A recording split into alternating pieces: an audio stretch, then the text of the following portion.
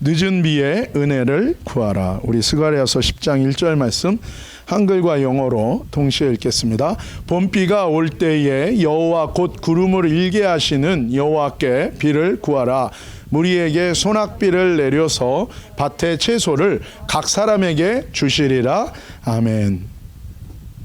오늘 이 본문의 원문은 여호와께 구하라 라는 문장이에요. 정확하게는 구하라 여호와께 라고 이 문장이 시작돼요. 여러분, 믿음으로 산다는 것은 여러 가지로 표현할 수 있어요. 또 여러 가지 말로 정의할 수 있어요. 그런데 믿음으로 사는 이 중요한 핵심 중 하나는 무엇입니까? 여호와 하나님께 묻는 것입니다. 에스킹 하는 것, 이것이 믿는 거예요. 믿음의 핵심 중에 하나예요. 왜냐하면 믿음이라는 것은 나를 믿는 게 아니고 나의 믿음으로 사는 것도 아니에요. 나의 믿음의 실력으로 사는 것도 아니에요.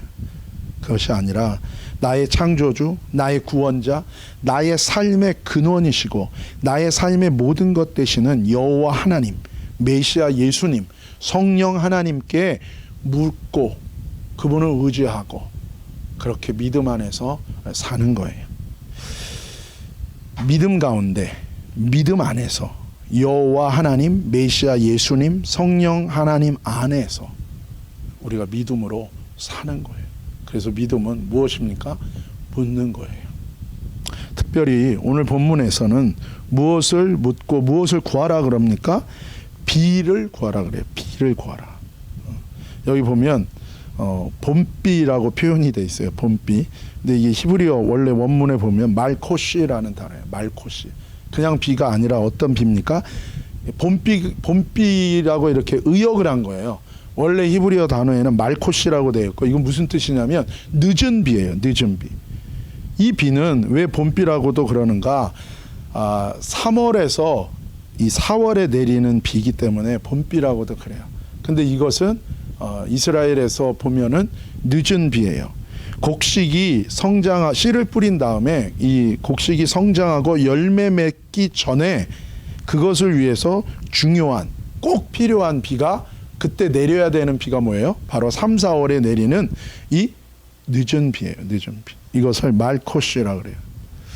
그래서 10월과 11월에는 이른 비가 내려야 10월에서 11월 이때는 이른 비가 내려야 돼요. 그래야 씨를 심을 수가 있어요. 그리고 심은 다음에 이게 자란 다음에는 3, 4월에는 뭐예요? 늦은 비가 내려야 더 강해지고 성장하고 성숙하고 열매를 거둘 수 있게 돼요. 그래서 무엇을 구하라는 것입니까? 오늘 본문에 보면 하나님께서 늦은 비의 은혜를 구하라고 얘기하는 거예요. 이 본문 전체가 예수 그리스도의 재림을 통해서 심판과 구원을 완성하는 예언이에요. 그렇기 때문에 어떤 비입니까? 늦은 비의 은혜를 구하라고 얘기하는 거예요. 개인의 삶에서도 동일합니다. 먼저는 새 생명의 은혜가 필요해요. 거듭나는 게 필요하죠. 예수님의 새 생명의 씨가 우리 인생에 심겨져서 우리가 새로운 출발을 해야 돼요. 그렇기 때문에 이른 비의 은혜가 우리에게 있어야 돼요. 또 하나는 무엇입니까? 그래서 우리가 새 생명을 따라 살면서 알곡으로 또 주님의 신부로서 우리가 성숙하고 성장하고 세워지는 이 은혜가 우리에게 또 필요한 거예요. 끝까지 하나님의 창고에 들어갈 알곡으로 열매 맺고 성장하고 성숙해져야 되는 거예요. 왕의 창고, 왕의 식탁에 올라가야 하는 왕의 도성에 어린 양의 혼인잔치에 참석할 수 있는 어린 양의 신부로 주님의 몸으로 우리가 세워지고 준비되어지고 성숙해야 되는 거예요. 그렇기 때문에 우리 인생에 여호와 하나님께서 메시아 예수님을 통해서 두 가지 은혜를 주시는데 초림과 재림을 통한 구원의 은혜를 주세요. 우리가 이 세상 가운데서 이른 비와 늦은 비의 은혜를 베푸시는 것입니다.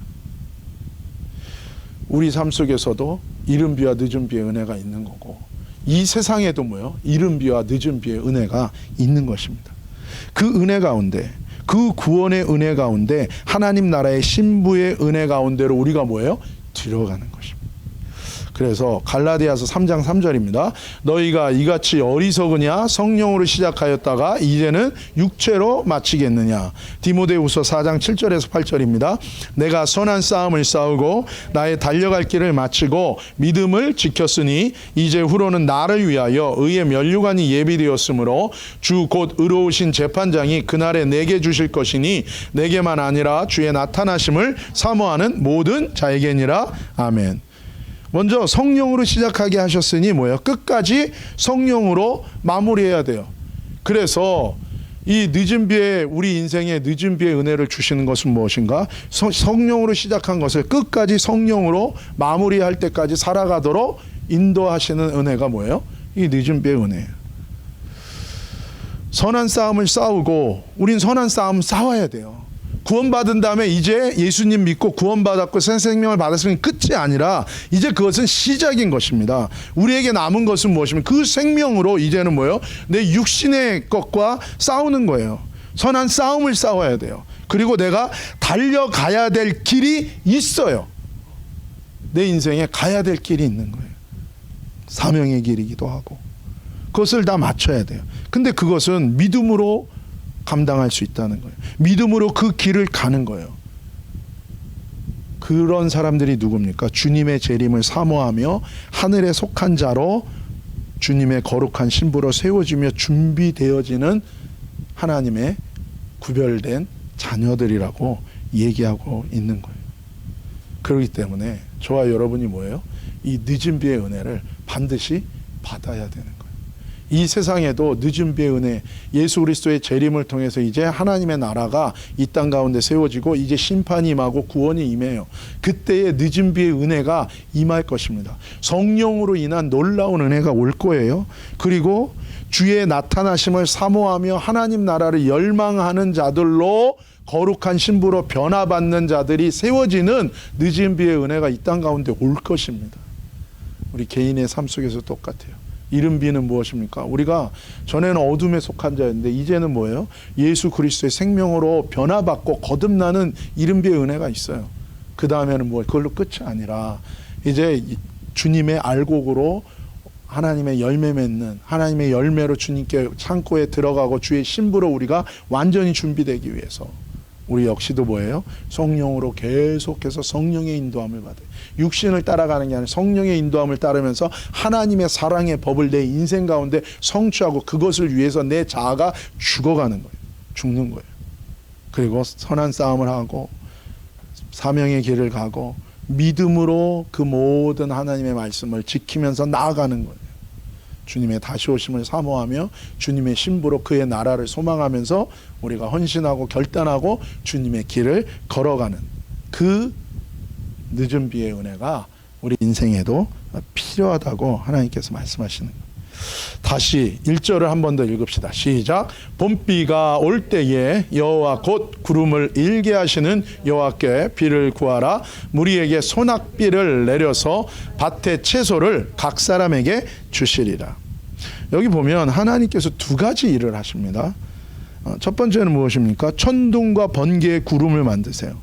그리고 모든 사람들을 위해서 모든 사람들을 위한 채소, 그 채소가 자라게 하기 위해서 소낙비를 주신다는 거예요.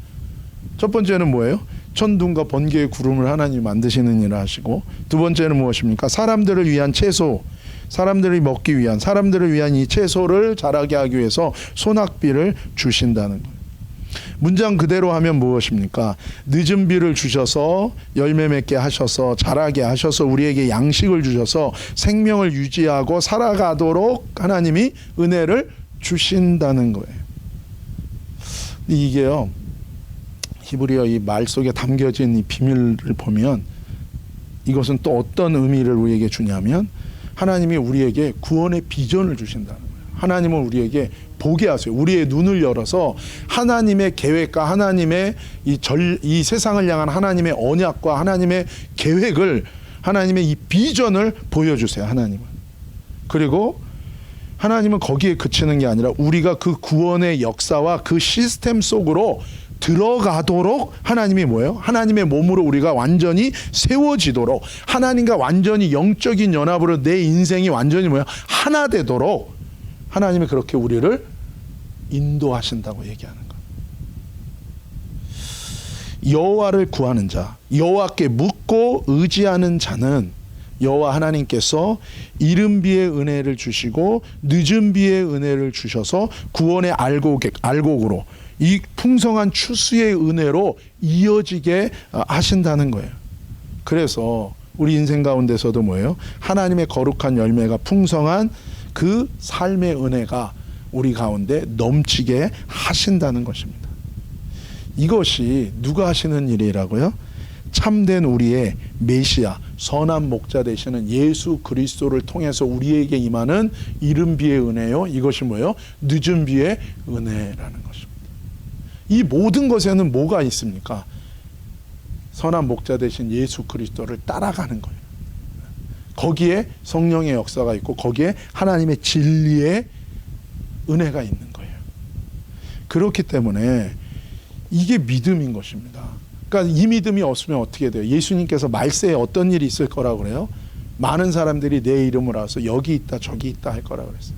많은 사람들이 혼란할 거라는 거예요. 사랑이 식어져요. 사랑의 법이 식어져요. 하나님의 마음을 잃어버리고 자기 귀가 가려워서 자기의 필요한 진리를 따라 필요한 능력을 따라 여기저기 사람들이 방황할 수밖에 없고 또 영적으로 더욱더 뭐예요? 갈급하고 목마를 수밖에 없다는 거예요. 그래서 인자가 다시 올 땐 뭘 본다고요? 믿음을 본다 그러는 거예요. 믿음. 근데 우리가 생각하는 믿음은 단순하게 생각해요. 그냥 무슨 교리를 알고 그걸 내가 붙들고 그런 게 아니에요. 이거는 총체적인 거예요. 총체적인 거. 그분을 묻고 의지하고 그분과 내가 완전히 연합하고 하나 되어서 살아가는 삶을 얘기하는 것입니다. 선한 목자 되신 예수 그리스도를 따라가는 삶이라는 거예요. 그러니까 여러분, 우리는 목자 없는 양 같은 인생이 절대로 아니라는 거예요. 왜냐하면 예수님이 가시면서 우리에게 누구를 보내셨습니까? 보혜사 성령님을 보내셨잖아요. 너희를 고아와 같이 그냥 내버려 주지 않으신다. 근데 우리는 그런 기도 예전에 보면 하시는 분들 많았어요. 하나님 천부여 의지 없어서 나 어디 갑니까? 주님이 나를 박대하시면 하나님이 언제 우리를 박대합니까? 우리가 하나님을 박대했지요. 우리가 스스로 가인처럼 하나님을 떠났지요. 내가 스스로 하나님이 주신 예수 그리스도 안에 있는 그 믿음과 생명에서 내 생각으로 내 마음으로 내가 스스로 떠났지요. 이것은 우리에게 소망이에요.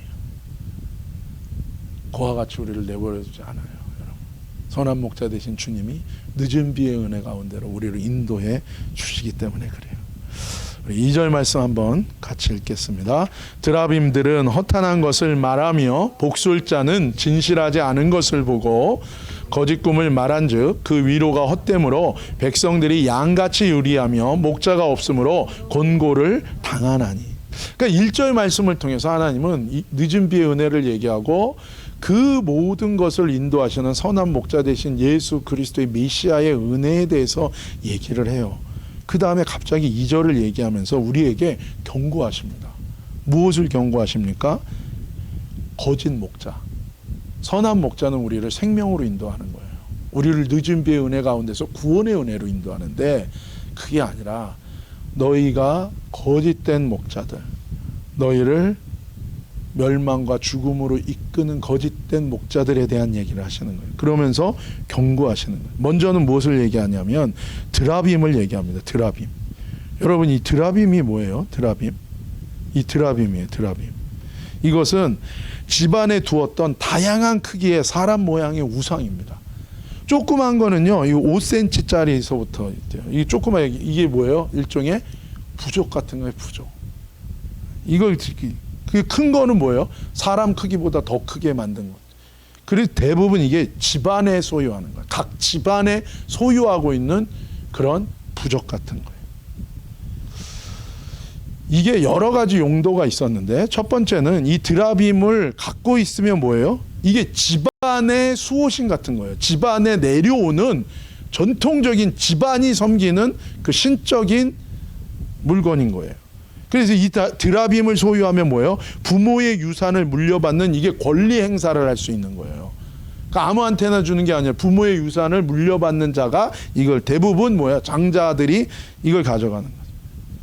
사실 여러분 하나님의 축복은 장자가 갑절을 가져가요. 그러니까 하나님의 이 축복이 유업이 되는데 사단 또 따라하는 거예요. 저주를 또 저주인지 모르고 드라빔 막. 그 누가 그랬어요? 창세기 31장에 보면 라헬이 머리가 좋아요. 그러니까 뭐예요? 도망칠 때 훗날을 대비한, 지금은 남편과 함께 야반 도주하지만 뭐예요? 나중에 와서 내가 이 재산, 아버지의 이 재산 내 남편한테 다 주겠다. 그러니까 라헬이 뭐예요? 뭘 가져간 거예요? 이 드라빔을 갖고 간 거예요. 왜 가져갔어요? 이거 가져가면 나중에 뭐예요? 권리 행사할 수 있는 거예요. 이 유업, 라반의 이 유업의 이 재산에 대한 권리 행사를 할 수 있는 거예요. 근데 하나님은 왜 라반의 집을 떠나라 그럽니까? 야곱은 라반이 갖고 있는 모든 것을 유업으로 갖는 게 아니라 하나님이 주고자 하는 하나님의 언약이 있어요. 받아야 되는. 아브라함으로부터 라반이 거짓으로 사기쳐가지고 모은 재산하고는 비교할 수도 없는 믿음의 조상 아브라함, 하나님의 친구였던 아브라함에게 하나님이 온 인류의 모든 축복을 아브라함에게 줬거든요. 그 유업을 내려받는 그 유산이 야곱한테 있어요. 그러니까 하나님이 뭐예요? 너 그 라반 것 탐내지 말고 뭐예요? 너는 원래 너의 축복의 라인으로 돌아가라고 한 거예요. 근데 이제 라헬은 뭐예요? 이 세상적인 눈으로 보니까 뭐예요? 곧 돌아가 봐야 뭐 있는 재산이 뭐 있나 싶고, 가봐야 그 에서랑 또 어떻게 될지도 모르고, 기반이 다 여기 있는데, 그러니까 그 드라빔 훔친 거예요. 나중에 권리 행사하려고 오빠들한테. 근데 하나님 뭐예요? 라반의 재산이 아니라 하나님의 언약의 축복 가운데 야곱을 향한 하나님의 계획이 있었던 것입니다. 두 번째는 이 드라빔은 사사기 17장에 보면 이 미가의 집안에 있었어요. 그때 뭐예요? 이 에봇을 만들고 또 하나 이 드라빔인데 집안, 이 사람 크기의 집에 이 큰 돈을 고가의 이 수호신 이것을 만들어 놓은 거예요. 이 대만에 가면 대만 사람들이 관우 있죠. 관우를 가정의 수호신으로 많이 믿어요. 관우를. 그래서 서울에도 동묘라는 데 가면은 그때 이제 임진왜란 때 왔던 그 명나라 장군이 그때 그 관우를 섬기던 그 우상을 동묘, 거기다가, 그 동묘가 그거예요. 거기다가 갖다가 해놓은 것도 있고. 그런데 그래서 이 대만의 가정 방문 전도, 이제 도어 투 도어 전도 가면 어떤 집은 딱 열었는데요, 입구에 관우가 창을 들고 시뻘건 불로 이렇게 막 해놓고 막 저를 노려. 애들이 전도하러 갔다 어떤 애 막 대적기도 하고 막 떠나가라. 주인이 뭐라 그러는 거지? 한국 애들이 와가지고. 이 집안에 이 드라빔이 그렇게 집안의 수호신으로 이 사람 크기로 또 해놓은 것도 있어요. 이 세 번째는 이 에봇과 함께 신의 뜻을 묻는 점치는 수단으로 이 드라빔을 사용했어요. 그래서 열왕기하 23장에 보면 요시야 왕이 종교개혁을 하면서 유대 땅과 예루살렘에 있는 모든 신접한 자, 점쟁이, 그리고 드라빔과 우상과 모든 가증한 것들을 제거하는 종교개혁을 합니다. 그때도 뭐예요? 이 드라빔들을 다 내버린, 집집마다 갖고 있는 이 드라빔들, 집집마다 갖고 있는 하나님을 의지하지 않고 그들이 붙들고 있는 그 우상들, 그것들 다 내어버린, 점치는 거. 오늘 본문에도 뭐예요? 이 드라빔을 통해 자기를 위한 하나님의 뜻을 묻는 것은 그 자체가 미혹된 것이라고 얘기하고 계신 거예요. 왜냐하면 드라빔들은 허탄한 것을 말한다는 거. 허탄한 거. 이 허탄하다는 뜻이요, 이 히브리어 단어로는 미혹이라는 거예요. 속는 거예요. 속는 거.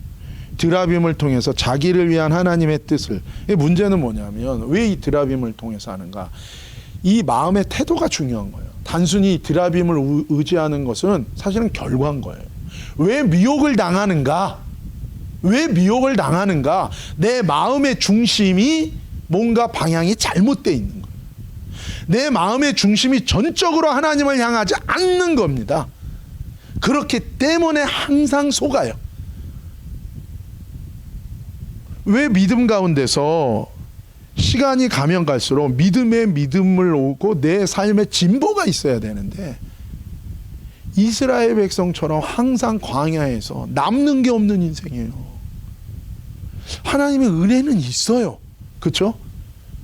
40년 동안 옷도 헤어지지 않고 은혜도 있고 기도 응답도 있고 하나님 돌보신가 뭐 기적 구름기도 다 있는데 문제는 뭐예요? 가나안에 못 들어가는 거예요. 왜 그래요? 마음의 중심이 바르지 않아서 그래요.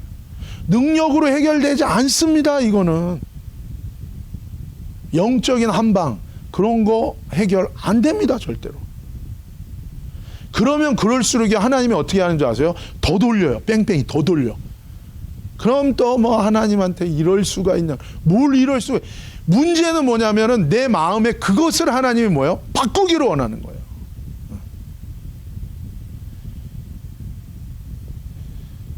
이게 방향이 잘못되면 열심히 하면 어떻게 돼요? 열심히 방황하는 게 되는 거예요. 하나님 이럴 수가, 하나님도 잘못한 게 아니에요. 문제는 뭐예요? 내 삶에서 뭔가 잘못된 방향과 태도가 있는 거예요. 이게 드라빔들은 허탄한 것을, 이 미혹을 왜 당하는 거야?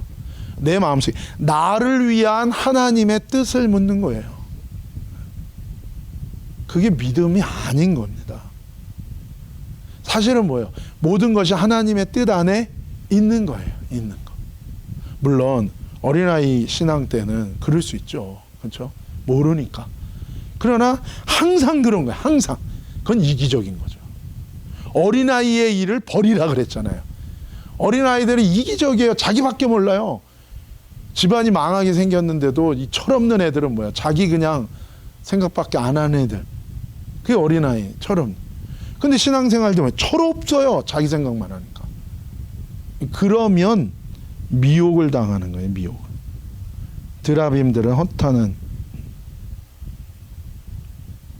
이른 비와 늦은 비를 주시고 비전과 예언을 주시는 분이 여호와 하나님인 거예요.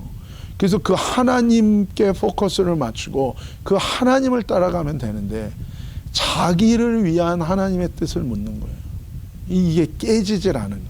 그러면 미혹을 당하고 드라빔의 허탄한 말 가운데 항상 뭐예요?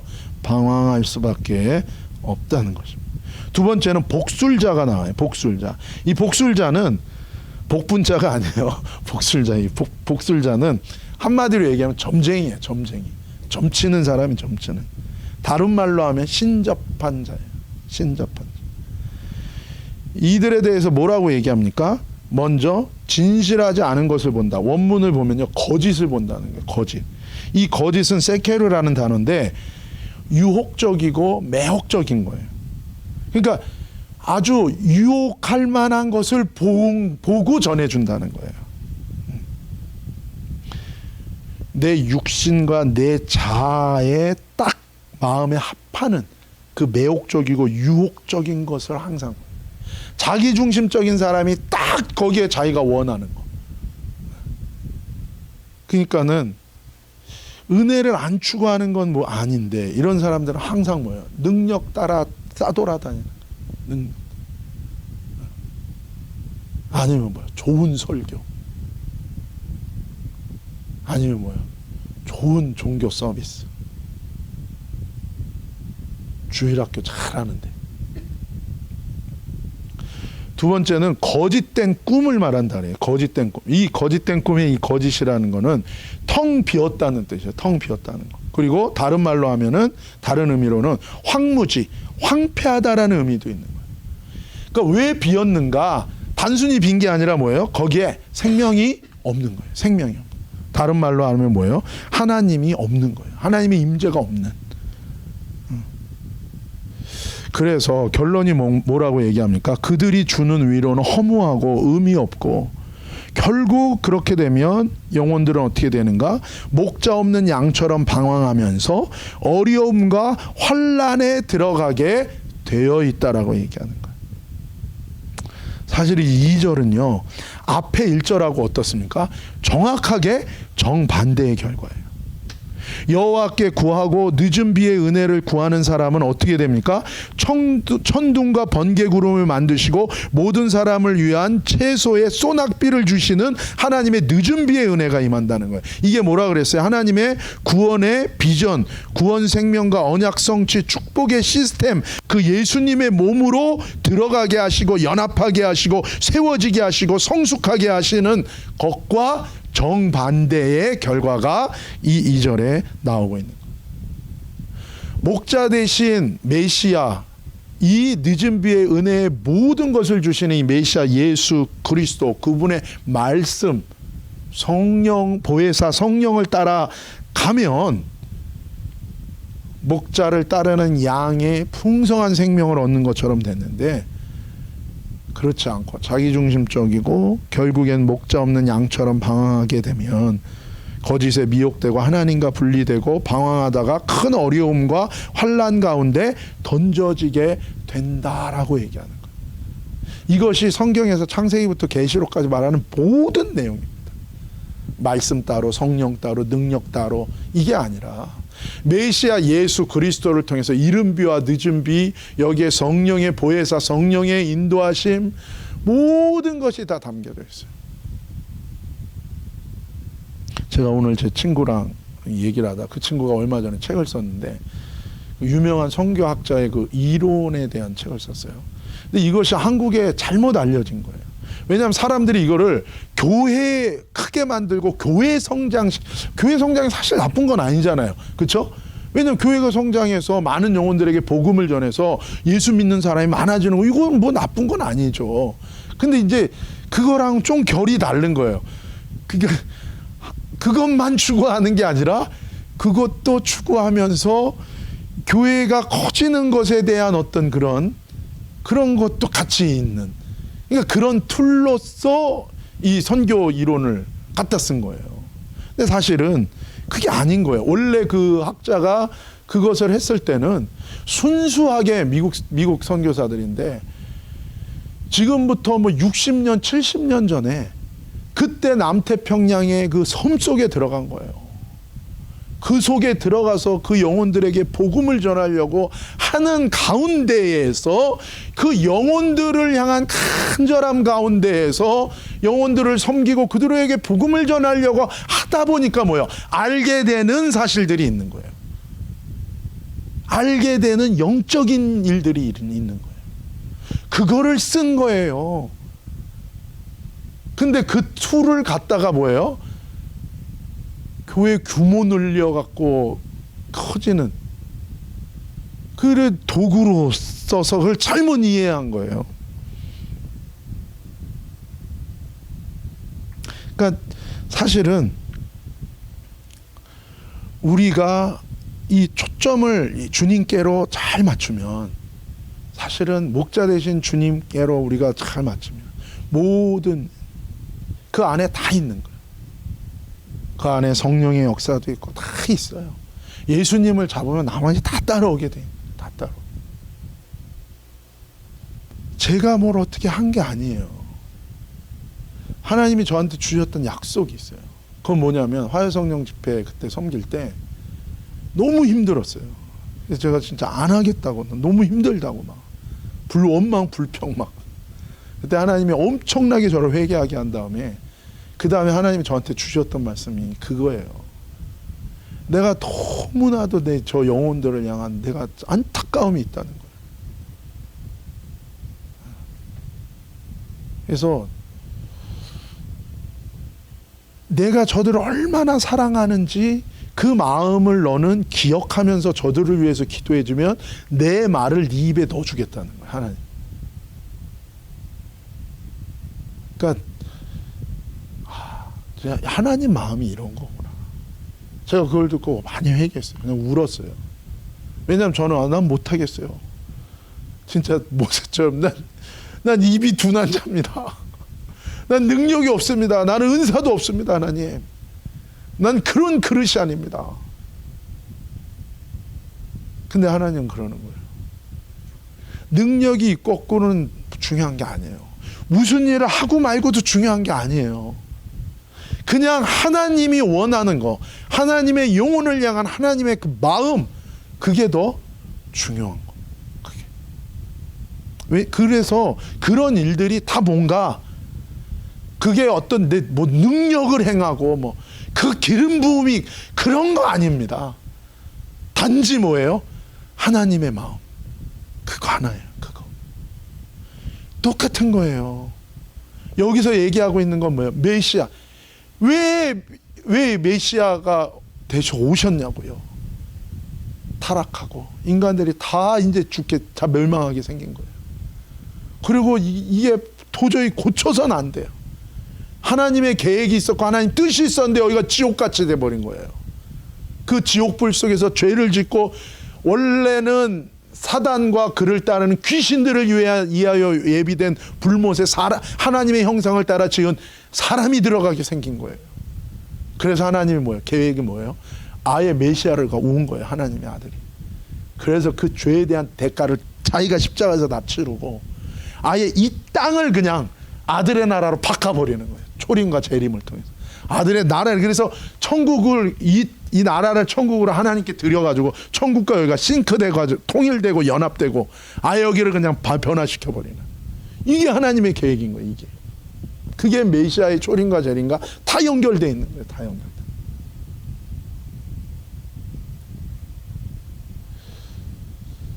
그 속에 성령의 은혜가 있고 역사가 있고 기름 부음이 있고 다 있는 거예요. 여러분, 저와 여러분이 여호와 하나님을 구하기를 예수님의 이름으로 축복합니다.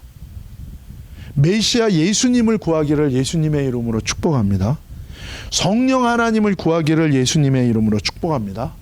저와 여러분이 하나님을 갈망하는 사람이 되기를 예수님의 이름으로 축복합니다. 그러면요, 모든 걸 다 가진 사람이 되는 거예요. 모든 걸 다 가진 사람. 그래서 하나님을 예배하는 게 너무너무 중요한 거예요. 너무너무 중요해요. 전 금요일이 좋아요.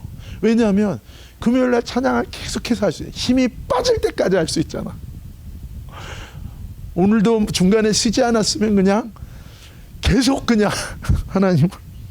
이게 너무 좋은 게 하나님을 예배하면서 그냥 거기에 포커스를 맞추게 되면 뭐예요?